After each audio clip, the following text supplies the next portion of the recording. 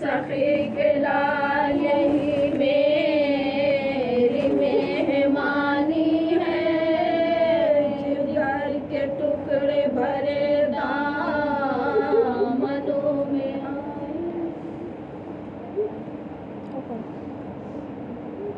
نہیں پڑھے گی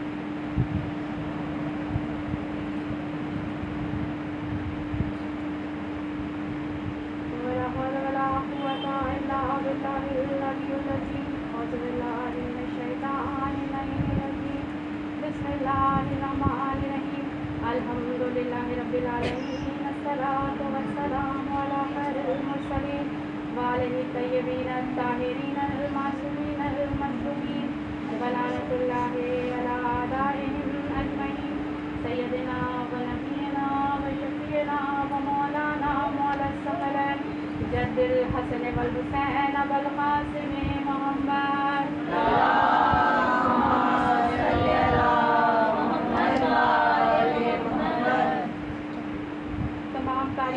تمام حمد و ثنا اس خدا کے لیے جو عالمین کا رب ہے، اس پروردگار کے لیے تمام تعریفیں، تمام حمد و ثنا کے جس کی ذات کی حق رکھتی ہے، اس کی تعریف اور توصیف کی جائے، اس پروردگار عالم کے لیے جو شہرت سے زیادہ قریب ہے۔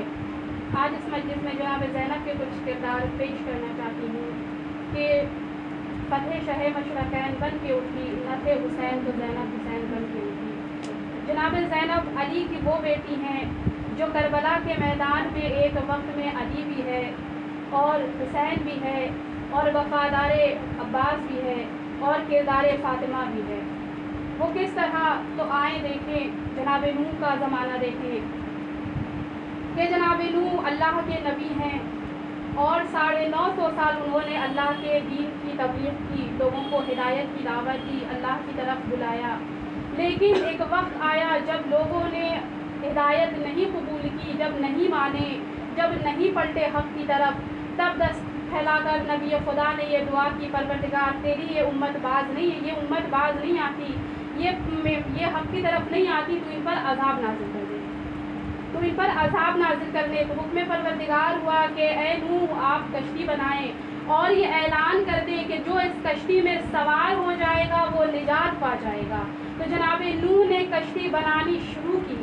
یہ جناب نوح کا کردار تھا، یہ جناب نوح کی مقام و منزلت ہے کہ امت سے دیے گئے ظلم و ستم کو برداشت نہ کر سکے اور ہاتھ پھیلا کر پروردگار کی بارگاہ میں بددعا کر دی کہ پروردگار تو اس امت پر عذاب نازل کر دے۔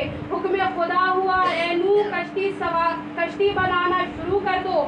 ادھر زینب کا کردار کربلا میں دیکھیے، چند لٹی ہوئی بیویاں ہیں، نیزوں پہ سر ہے، ادھر نوح جب کشتی لے کر چلے ہیں تو نسل انسانی کو بچایا، اور جب یہ زینب چند لٹے ہوئے قافلے کو لے کر چلی ہے تو نسل حسین کو بچایا۔ آدم کی کشتی نے بچا کر یہ بتایا کہ آج جتنے انسان ہیں وہ وہی باقی ہیں جو کشتی نوح میں سوار ہوئے تھے، اور اس روئے زمین پر جتنے بھی سادات ہیں وہ زینب کی احسانوں کے تلے ہیں۔ ایک صلوات پڑھ دیں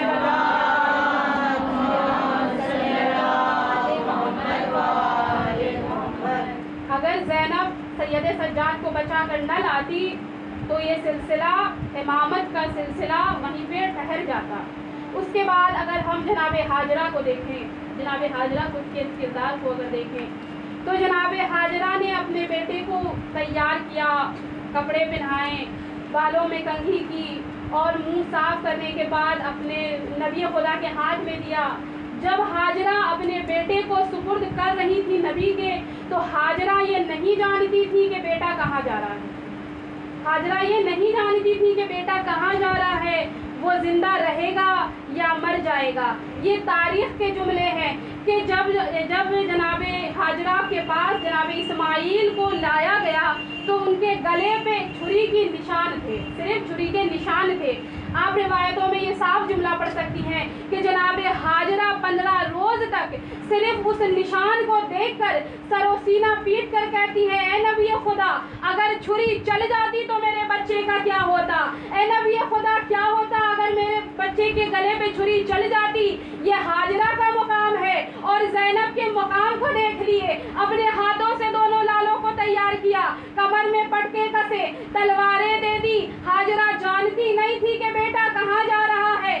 زینب جانتی ہے کہ بیٹا کہاں جا رہا ہے. ہاجرہ نہیں جانتی تھی کہ بیٹے کے گلے پہ چھری چلے گی.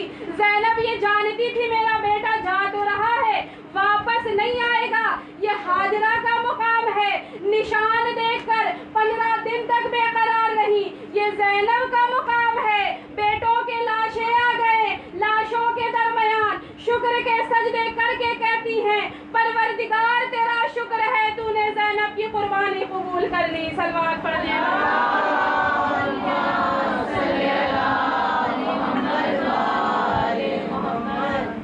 اس کے بعد جناب موسیٰ کے زمانہ دیکھیے. جب جناب موسیٰ کو اللہ نے یہ حکم دیا کہ اے موسیٰ جاؤ کفار مکہ کو آگاہ کر دو کہ پروردگار تم سے کیا چاہتا ہے, تو جناب موسیٰ کی یہ دعا ہے. آپ کسی بھی روایت, کسی بھی کتاب میں, کسی بھی مورخ, کسی بھی عالم سے پوچھ سکتے ہیں. جناب موسیٰ کی یہ دعا ہے کھلے الفاظوں میں, پروردگار میری پشت پناہی کے لیے میرے بھائی ہارون کو بھیج دے. میری پشت پناہی کے لیے میرے بھائی ہارون کو بھیج دے. موسیٰ کیوں؟ آپ اللہ کے نبی ہیں, ہاتھوں میں معجزہ ہے, ہاتھوں میں عصا ہے, کتاب الہی ہے آپ کے پاس, پھر بھی آپ کو ایک پشت پناہ چاہیے. اور جب موسیٰ گئے ہیں فرعون کے دربار میں تو اپنا کام مکمل نہیں کیا, ادھورا چھوڑ کر آ گئے. یہ موسیٰ کا مقام ہے. اب زینب کو دیکھ لیجئے, مردوں میں کوئی باقی نہیں ہے, سارے شہید کر دیے گئے, ہاتھ بندھے تھے, لیکن بس بندھے ہوئے ہاتھوں سے اس طرح یزید کے دربار میں گئی ہیں کہ جیسے ہی جناب زینب کا داخلہ ہوتا ہے یزید کے اندر عجیب خوف ہے. یا مصروں میں سمی جملوں کو پرو کے یوں کہہ دوں, اتنا خوف زدہ ہے یزید زینب سے کہ عورتوں کو یہ حکم دیتا ہے انہیں رسیوں میں جکڑ دو. اتنا خوف زدہ ہے یزید سید سجاد سے, ایک بیمار سے اتنا ڈرتا ہے یزید کہ بیمار کو زنجیروں میں جکڑ رکھا ہے. علی کی بیٹی نے علل اعلان یہ کیا, اے یزید دیکھ لے, اختیار تیرا ہے, دربار تیرا ہے, سکہ تیرا ہے, حکومت تیری ہے, سپاہی تیرے ہیں, لیکن میرا وعدہ ہے تیرے اس محل میں تو جو چھپانا چاہتا ہے وہ چھپنے والا نہیں ہے. اگر کسی نے کفر یزید کا سب سے پہلا نقاب جو ہٹایا وہ علی کی بیٹی زینب تھی. علل اعلان یہ کر رہی ہے علی کی بیٹی کہ اے یزید دیکھ لے, کل اختیار تیرا ہے, تیرے گھر میں علی کی بیٹی فرش ایسے بچھائے گی, حسینیت کا پیغام اس طرح دے گی کہ ہر گھر میں فرش عزا ہوگا, ہر قوم پکارے گی ہمارے ہیں یا حسین. صلوات پڑھ دیں.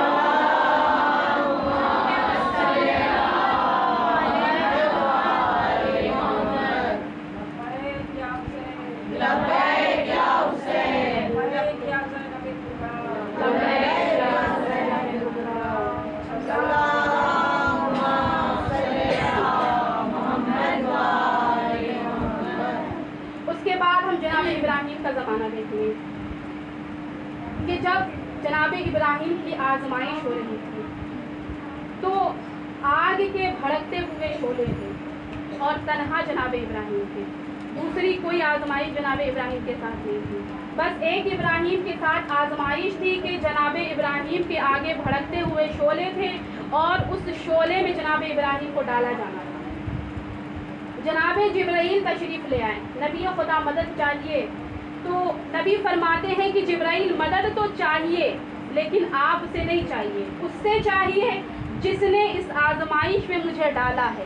اللہ کو یہ ادا اتنی پسند آئی, یہ کلام اتنا پسند آیا ابراہیم کا کہ اللہ نے حکم دیا اے آگ ٹھنڈی ہو جا. اور آگ ٹھنڈی ہو گئی. اور اب آپ جناب زینب کا کردار دیکھیے. ہاتھ پیچھے بندھے تھے, آگے آگے بیمار بھتیجا تھا, نوکے نیزوں پہ سر تھے. امام سجاد کا یہ قول ہے کہ جب ہمارا داخلہ ہوا, جب ہمارا داخلہ دربار شام میں ہوا تو ایک مصیبت نہیں تھی, سر پہ چادر نہیں تھی, کہیں سے پتھر برس رہے تھے, کہیں سے صدقے کی کھجوریں تھی, کہیں سے جلتے ہوئے آگ کے انگارے تھے, کہیں سے آگ کے برستے ہوئے شعلے تھے, کہیں سے گرم پانی تھا.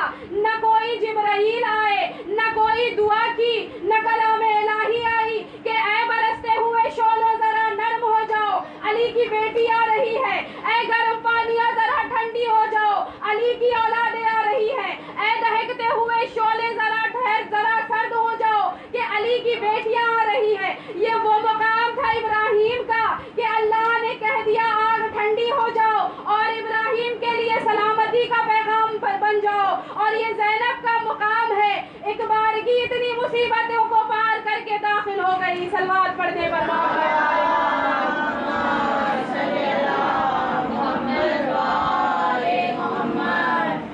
اس کے بعد جناب ایوب نبی کا زمانہ دیکھیں. ایوب وہ نبی ہیں جو اپنے صبر میں بے مثال ہیں. صبر کی مثالیں دی جاتی ہیں, صبر ایوبی. جناب ایوب کا وہ مقام ہے صبر کے معاملے میں. کیوں کہا جاتا ہے کہ جناب ایوب کے ساتھ اللہ نے بہت ساری آزمائشیں ڈالی ہیں. جناب ایوب کے پاس مال و دولت بہت زیادہ تھی. جب سب اللہ نے لے لیے تو گھر والوں نے کہا کہ بابا یہ ساری چیزیں اللہ ہم سے لے چکا ہے, کھیتیوں میں آگ لگ گئی ہے, ہماری دولت ساری ختم ہو گئی ہے. تو نبی خدا کہتے ہیں کہ اللہ نے دیا تھا, اس نے لے لیا. اس کے بعد اللہ نے آزمائشیں اولادوں پر ڈالی. جناب ایوب نبی کی جتنی اولادیں تھیں وہ ساری کی ساری ختم ہو گئی, ساری کی ساری مر گئی. تو پھر جب زوجہ نے کہا یا نبی اللہ ہماری اولادیں, تو نبی نے کہا جس کی امانت تھی اس نے واپس دی. اس کے بعد اللہ نے آزمائی جناب ایوب نبی کے جسموں پر ڈالنا شروع کی. کس طرح ڈالا کہ جناب ایوب کے جسم میں ایک زخم ہو گیا, اور وہ زخم ایسا تھا کہ اس زخم میں کیڑے پڑ گئے تھے, اس زخم میں کیڑے پڑ گئے تھے. اور ایوب نبی کا طریقہ یہ تھا کہ کبھی اس کی شکایت نہیں کی بارگاہ خدا بندی میں کہ خدا بند یہ کیڑے میرے نبی خدا کے جسم میں کیڑے, انہیں تو ہٹا دے. چاہتے تو اللہ ہٹا دیتا, لیکن نبی خدا نے کبھی شکایت نہیں کی. یہاں تک کہ روایتوں میں یہ ملتا ہے, ذاکرین سے میں نے سنا تھا کہ وہ کہتے ہیں کہ جب کوئی کلام کرتا تھا نبی خدا سے یا کوئی نبی کو سلام کرتا تھا تو اس وقت نبی ٹھہر کر کے تب جواب دیتے تھے. کیوں؟ کیونکہ نبی یہ کہتے ہیں کہ دیکھو اللہ نے ہر مخلوق کا رزق رکھا ہے کہیں نہ کہیں. یہ جو کیڑے پروردگار نے مخلوق میرے زخموں پہ رکھے ہیں, ان کا رزق میرے جسم میں رکھا ہے. میں نہیں چاہتا کہ میرے کلام کی وجہ سے ان کا رزق ان سے چھن جائے, یہ بھوکے رہ جائیں. اگر کوئی کیڑا گر جاتا تھا تو اسے اٹھا کر کے اپنے واپس اس جسم پہ ڈال لیا کرتے. جناب ایوب نبی کا صبر اتنا زیادہ تھا. لیکن ایک وقت وہ بھی آیا کہ ایسے حالات تھے فاقہ کشی کے کہ جناب ایوب کی زوجہ جب راشن کی دکان پہ جاتی ہیں تو ان کی زوجہ سے لوگوں نے کہا کہ آپ نبی خدا کی زوجہ ہیں, آپ کے بال بہت خوبصورت ہیں, آپ کے بال بہت خوبصورت ہیں, آپ اپنے بال کاٹ کر فروخت کرتے ہیں تو آپ کو کچھ راشن مل سکتا ہے. جیسے یہ جملہ کہانا نبی کی ناموس تھی, گوارا نہیں کیا, اپنے گھر پلٹ کر گئی, رو کر کہتی ہے نبی خدا اب تو انتہا ہو گئی, ساری آزمائشیں ایک طرف ہیں لیکن اب بات آپ کی ناموس کی طرف ہے, اب بات آپ کے ناموس کی عزت کی ہے. جیسے ہی یہ سنانا نبی خدا کا صبر کا دامن چھوٹ گیا, ہاتھ دستے پروردگار کی بارگاہ میں بلند کر کے کہتے ہیں پروردگار تو نے مال لے لیے شکایت نہیں کی, تو نے اولاد لیا شکایت نہیں کی, پروردگار تو نے میرے جسموں پہ یہ کیڑے ڈالے, یہ زخم دیے, یہ درد دی, یہ تکلیف دیا, میں نے شکایت نہیں کی, مگر پروردگار اب بات میرے ناموس کی ہے, اب مجھ سے برداشت نہیں ہوتا. یہ ایوب نبی کا زمانہ ہے, یہ ایوب نبی کا صبر ہے. اب زینب کو دیکھ لیجئے, جناب زینب کا کردار دیکھ لیجئے. جیسے حرفی ضرور لیکن بد دعا نہیں کی. یہ نہیں کہا پروردگار تیرے دین کی خاطر زینب کو اسیری گوارا نہیں ہے, زینب کو بازار گوارا نہیں ہے, زینب کو دربار گوارا نہیں ہے, بلکہ زینب یہ کہتی چلی کہ اے میرے بھیا جو کام تیرا تھا وہ تو کر چکا, جو کام میرا ہے چاہے سر کھلے تو کھلے لیکن حسینیت کا پیغام گھر گھر پہنچا کے رہوں گی. صلوات پڑھنے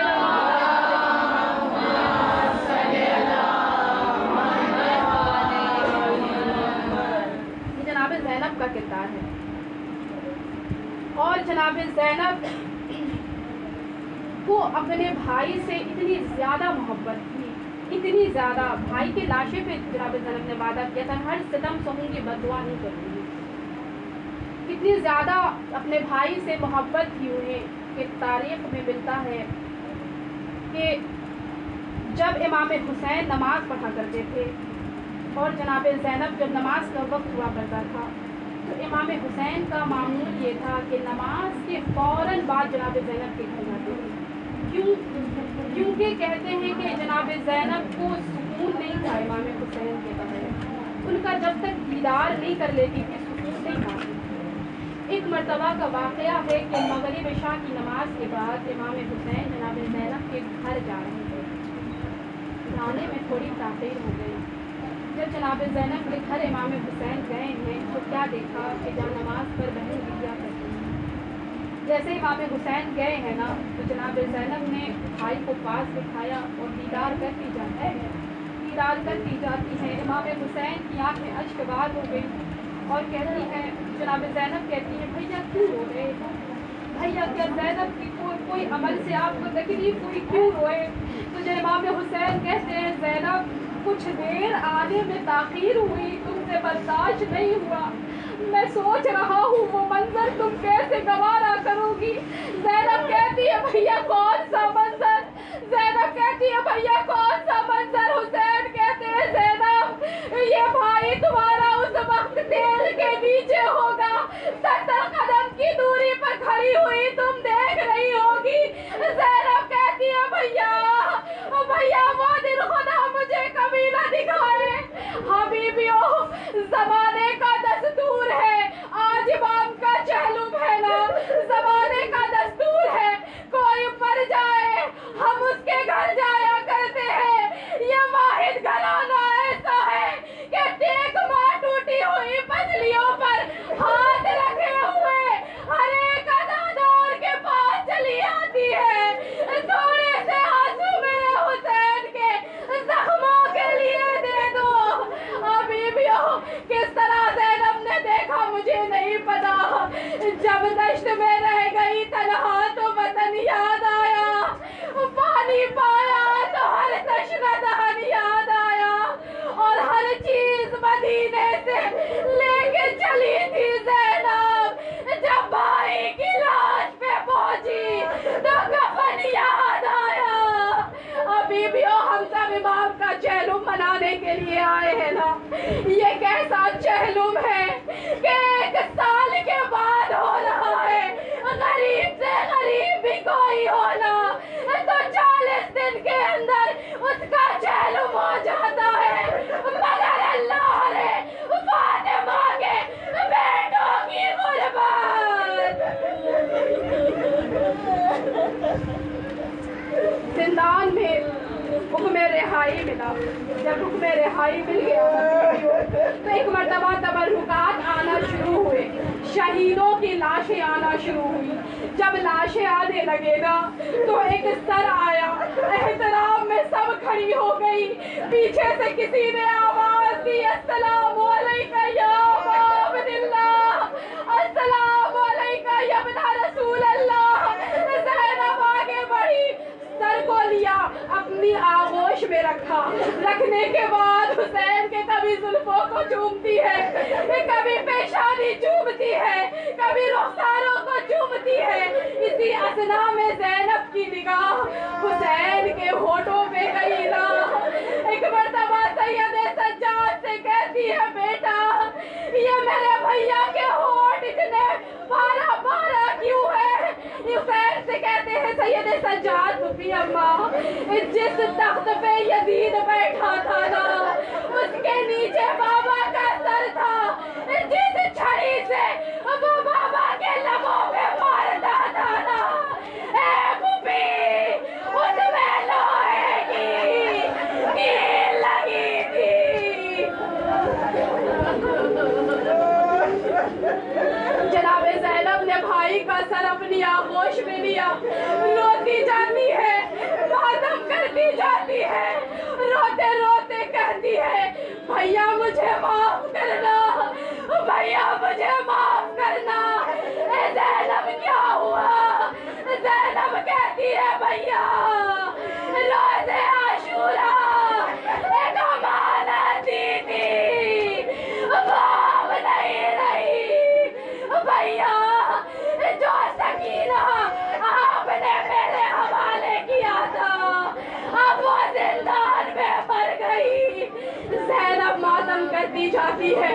ایک مرتبہ سید سجاد آگے بڑھے، پھوپھی کے قریب گئے، سر حسین کو لیا، لینے کے بعد ایک جگہ پر بیٹھ گئے۔ بیویوں اس طرح بیٹھے، ہمارا دستور ہے نا کہ کسی کا انتقال ہو جائے تو ہم اسے گلے لگا کر پرسا دیتے ہیں نا، یہ گلے لگانے والا جو طریقہ ہے نا یہ بہت تسلی بخش ہوتا ہے۔ چوتھے امام نے بابا کا سر لیا، لینے کے بعد سر لیا حسین کا، لینے کے بعد اس طرح اپنے گلے سے لگایا جس طرح کسی بچے سے کوئی ماں لپٹی ہو۔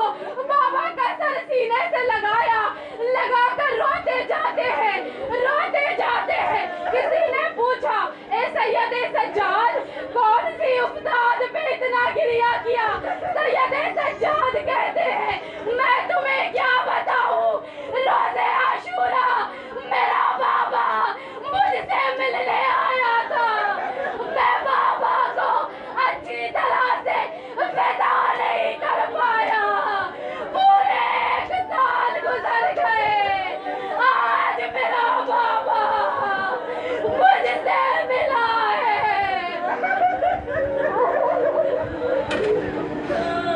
سر حسین کو لے کر اپنی آغوش میں روتے جاتے ہیں زین العابدین، روتے جاتے ہیں۔ پوچھا مولا کون سی مصیبت میں گریا ہے؟ مولا رو کر کہتے ہیں نہ پوچھو کون سی مصیبت، اللہ کسی کا بیٹا اتنا مجبور نہیں ہو۔ کربلا میں جو میں نے دیکھا نا وہ کسی کا بیٹا نہ دیکھے۔ مولا کیا دیکھا؟ امام فرماتے ہیں میں نے تپتی ریتی پر ایک لاش تڑپتے دیکھا، پھر اس لاش پر پتھر کو برستے دیکھا۔ چوتھے امام فرماتے ہیں کہ جب میں کربائے جا سے بابت کربلا میں گیا نا تو میں نے وہ منظر دیکھا جو خدا کسی بیٹے کو نہیں دکھائے۔ مولا کیا دیکھا؟ امام فرماتے ہیں کہ جب میں گیا نا تو میں نے کیا دیکھا، یزید کے کچھ سپاہی ہیں جو اپنے کشتے نجس کو اٹھاتے ہیں، کوئی آگے بڑھ کر کہتا ہے یہ میرے بھائی کا لاشا ہے، یہ مجھے دے دو میں دفن کر دوں گا۔ کوئی آگے بڑھا، کوئی کہتا یہ میرے چچا کا لاشا ہے، یہ مجھے دو میں دفن کروں گا۔ جن کا کوئی عزیز و اقارب نہیں تھا ان کے قبیلے والے آ گئے، قبیلے والے آ کر کہتے ہیں ہم ان کے جاننے والے ہیں، ان کی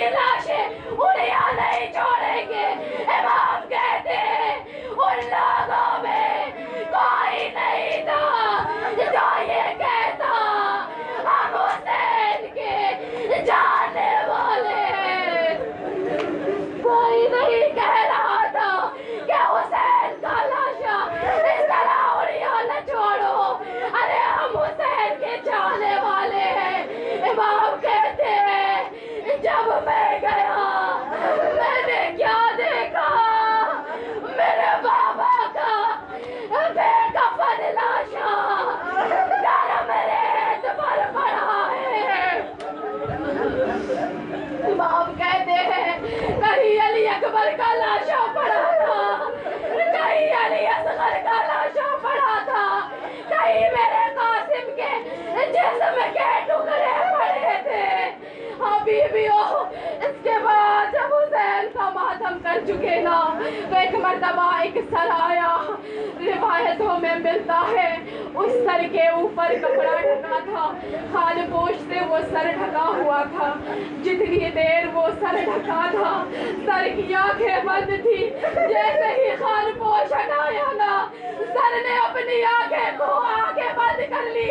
ایک بیوی آگے بڑھی، آگے بڑھ کر سر کو لیا، آغوش میں لے کر کہتی ہے اے میرے غیرت دار بھیا آگے کون، یہاں کوئی بیردا نہیں ہے۔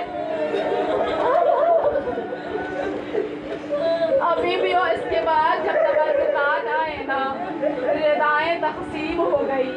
تبرکات میں دو چیز ایسی تھی جس میں پاٹنے والا خود چیخ مار کر رویا، تڑپ کر رویا۔ وہ کیا تھی؟ روایت میں ملتا ہے کہ علی اصغر کے جلے ہوئے جھولے کی لکڑیاں تھی اور دو گوشوارے ایسے تھے کہ جن میں خون تازہ لگا ہوا تھا۔ ایک جانے والی ماں تھی۔ ہمارے یہاں کیا طریقہ ہے کہ جب ہمارے گھر میں بچے کوئی چیز کی ضد کرتے ہیں نا، وہ چیز جب بعد میں منگا کر دیتے ہیں، بعد میں آئے نا تو ہم بڑی حفاظت سے رکھ دیتے ہیں نا کہ جب وہ اٹھے گا ہم اسے دے دیں گے۔ آئے رے نواب پورے راستے سکینہ ایک ہاتھ کانوں پہ ایک ہاتھ چہرے پہ جب رضا اٹھائی ایک ماں کی فریاد کی اے سکینہ تمہاری رضا۔ جب یہ سید سجاد نے سر عباس کو لیا، لینے کے بعد ایک ننھی سی لہر پڑ گئے۔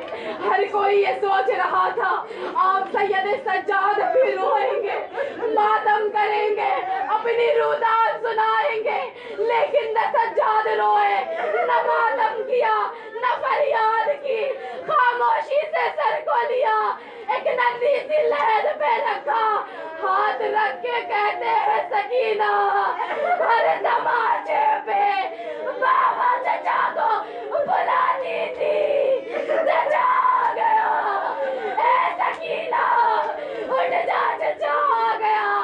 لہر سے آواز آئی اے بھیا چچا کا سر اٹھا لو۔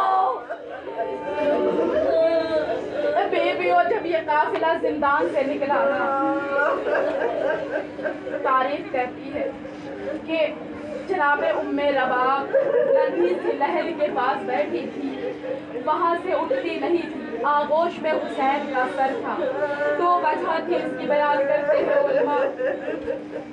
علماء کہتے ہیں کہ جناب ام رباب کہتی ہے کہ روز عاشور جب حسین سب سے رخصت کے لیے آئے نا تو چونکہ میں حسین کے چھوٹے بچوں کی ماں تھی، میں نے حسین کو رخصت نہیں کیا، میں اپنے خیمے میں چلی گئی۔